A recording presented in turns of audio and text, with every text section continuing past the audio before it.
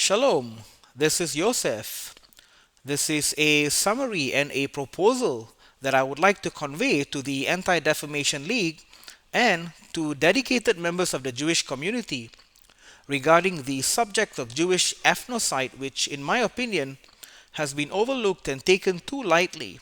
I hope this message will ignite an understanding that the sometimes innocuous appearance of Jewish ethnocide is anti-Semitism in its truest form. Yes, Jewish ethnocide is anti-Semitism. This video is also dedicated to the Nirenberg family, to Professor Robert and Janet Nirenberg, and to Daniel and Joseph Nirenberg. The primary component of anti-Semitism is ethnicity. Unlike the obvious outcome of a genocide, an ethnocide is insidious, subtle, and thus may portray a harmless appearance, but do take heed. The perniciousness of Jewish ethnocide is anti-Semitism in its most voracious sense. According to the Dignity Rights Initiative, the term ethnocide is defined as the intentional destruction of culture while keeping the people. An oxymoron, destructive yet inoffensive. A nation or ethnicity is usually a sizable group of people with a distinct character and culture which represents them. By diminishing or changing the character and culture, you change and diminish the nation or ethnic group, if not outrightly, then insidiously. Please take note that the terms ethnic and nation in this summary are used interchangeably whenever members of a particular nation reside outside of their country of origin or within another nation. They are referred to as an ethnic group. Any kind of attempt to change the character and culture of Israel diminishes their ethnic component. Throughout history, Israel was confronted and challenged with the various facets of ethnocide. They were placed in situations where they were forced to convert to the religion of the invading or host nations, primarily Christianity, and thus they were faced with the complete annihilation of their ethnic identity, an ethnocide. When they were not forced to convert to a particular religion, they were confronted with a more subtle weapon, psychological warfare that sought to Christianize their Judaism by changing it into a religion devoid of ethnic identity. And may I emphasize here, Judaism is not a religion, it is a nationality. A people devoid of an ethnic identity is devoid of a distinct character and culture, and thus in this context, their sense of purpose is either lost or become obscure. By keeping the people but changing their character and culture, by Christianizing it into a religion, the people are now utilized as tools for political ends, not for a Jewish end. A Judaism devoid of an ethnic identity also inevitably becomes a universal religion and thus a perfect tool for political ends instead of the Torah itself.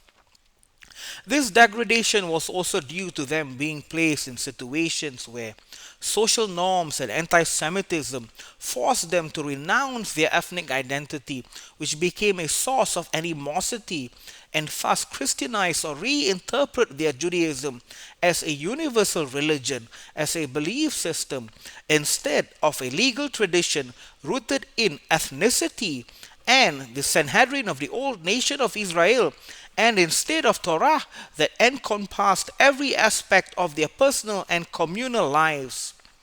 The Torah forms an inseparable aspect of Israel. It forms the character and culture of Israel. As stated by Rav Saadia Gaon, our nation is only a nation by virtue of its Torah. Take note that he said our nation, Umatenu, is only a nation, Ummah, but not a religion by virtue of its Torah. Veyot ki umatenu einena ummah ki im betorateha. In modern or more recent times, Israel became influenced by a Jewish life without Torah altogether. Do we blame them? The Christianizing and degradation of Judaism from a nationality into a religion to a belief system has made Torah meaningless to many. Once again, without Torah and thus without purpose, the people have become mere tools for political ends. Be advised, Israel's enemies are not only those that seek to subjugate her, but also those that seek to exploit her.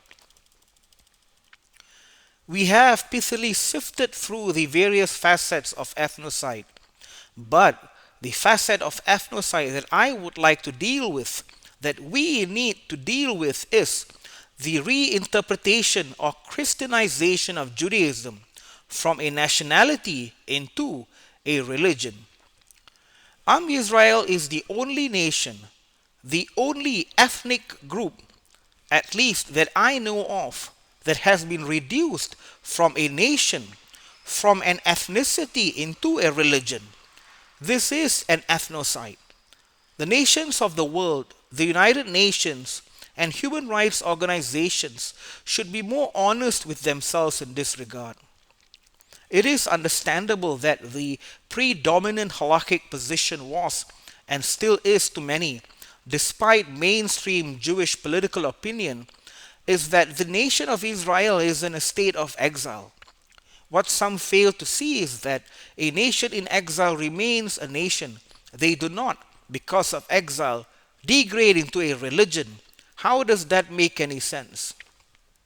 They do become a distinct ethnic group within a foreign country, but never a religion, because that is ingenuine and a betrayal of one's roots. Any country that provides a haven for Israel should naturally acknowledge that. It is a human right. Do not be deceived. Jewish ethnocide is anti-Semitism. Again, it is understandable that the majority held, and many still do hold on to, the halakhic position that Israel is in a state of exile and that only Moshiach can restore the nation.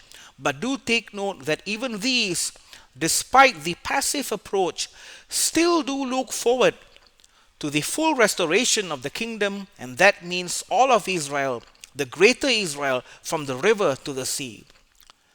There are those, however, that never ever want to see the kingdom restored, and thus the line is drawn between the two, a very thin line that can be confusing. It is a question of intent, and whether knowingly or unknowingly, the failure to recognize Israel as a nation, whether in exile or in the land of their inheritance, the refusal of the United Nations to recognize an independent Jewish nation within its borders, or at the very least, the historicity of the borders of Greater Israel, is very uncomfortably said anti-Semitism. The vehicle that was used in this process of reinterpretation, or more accurately, the Christianization of Judaism from a nationality into a religion, was the Christianization of the Hebrew language. I may have disturbed certain individuals when I ignited this subject, though I doubt I was the first. What they fail to see is that there are inconspicuous aspects of language that influence thought. In this case, the key word that Christianized the Hebrew language and in turn changed the nature of Judaism was the Hebrew word dat, spelled dalet tav, which was retranslated from decree or law into religion, a word that does not exist in the Hebrew language, and this was gradually seamed into the language from as early as the 17th century.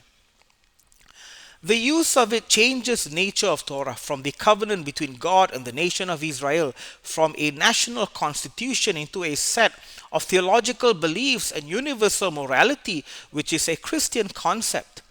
The very foundation of Judaism is ethnicity, or nationhood, and the negation of which changes the nature of Torah, changes nature of Judaism altogether. This was clearly expressed by Hacham Jose Faur, who said that Judaism is not a religion but a nation, and emphasized that attempts to challenge the Torah of Israel are not just theological or intellectual disagreements but political attacks. Isaac Burr Levinson, who ironically saw Judaism as both a nationality and a dat, which he also translated as religion and thus belief, admits, yes, he admits to the influence of Christianity in this regard. While some may find this understanding, being both a nationality and a religion, to be harmless, they fail to see that the component of religion or a set of theological beliefs do not exist in Judaism. Again, they fail to see that the component of religion or a set of theological beliefs do not exist in Judaism. Also, it may come as a surprise to some today that there is no Hebrew word for faith or belief. Rabbi Samson Raphael Hirsch sought to differentiate and to make it clear that Judaism is not a religion by avoiding the use of the word dat altogether, and expressed that Judaism is not a dat but a Torah. He accused his contemporaries of Christianizing Judaism by turning it into a religion. Thus, words such as mitzvot may now mean moral, universal, and spiritual laws for eternal benefit instead of the covenantal duty and national laws. The word ger may now mean a convert to a religion instead of a resident alien or one that sojourns among Israel. And perhaps the word that has added more fuel to the Christianization process is the word emunah, which now means faith or belief in God instead of the quality of reliability within a person or fealty to the covenant. We are faced with a situation today where not only are there members of the Jewish community that are going around preaching that Judaism is a religion, but those outside are also doing the same on various platforms, but for different reasons. The difference is many from this circle are not only undermining Israel's right to identify as a nation, an ethnic group. These also never ever want to see the restoration of an independent kingdom of Israel. Whether knowingly or unknowingly, this is anti-Semitism. Finally, it would be eye-opening to take note that contemporary self-identified anti-Semitic groups have themselves made it clear that anti-Semitism is not religious discrimination, it is ethnic.